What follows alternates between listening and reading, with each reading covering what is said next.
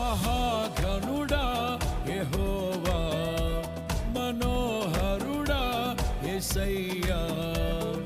ప్రభు ప్రేమ నాలో నింపుటకే దిగి వచ్చినావు మహిమాత్ముడా. నిత్యమై జీవించువాడవు, కీర్తించి మహిమ పరతును, స్తుతించి ఆరాధింతును.